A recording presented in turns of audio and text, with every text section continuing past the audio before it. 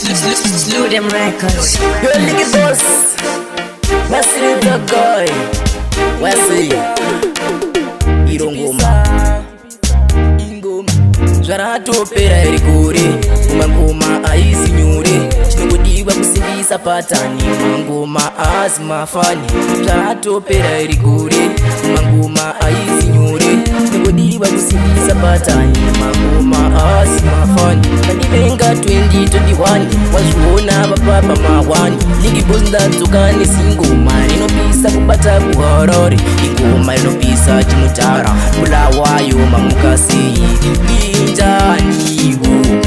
siyaniwo nga 2022 ndadzoka nengoma richapisa kwikoko kwa mutari chaninongoda maforobedzi zore kupemberera ndakarimba wani chipo changu ndagachiratidza chiuya 2022 timbofara mangoma ratopera iri kure kumangoma aisi nyure chinongodiwa kusimbisa patani mangoma asi mafani zvaratopera iri kure kumangoma aisi nyure chinongodiwa kusimbisa patani mangoma asi mafani vanovenga muchavenga 2022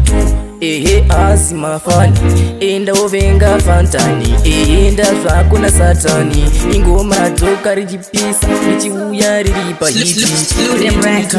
ingoma takabuda imomungure nzara aya vadivenga 2021 wazviona vapapa mawani Licky Boss ndadzoka nesingoma rinopisa kubata kuhorori ingoma rinopisa chimutara bulawayo mamukasi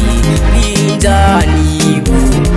siyaniwo nga 2022 ndadzoka nengoma richapisa kwikoko kwa mutari chaninongoda maforobedzi zore kupemberera ndakarimba wani chipo changu ndagachiratidza chiuya 2022 timbofara mangoma ndiwo andichakanda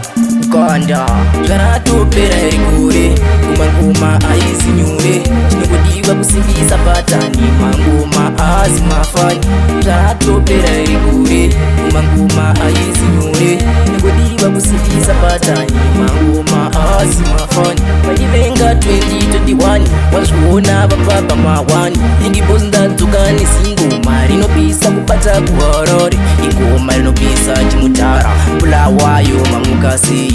linjaniwo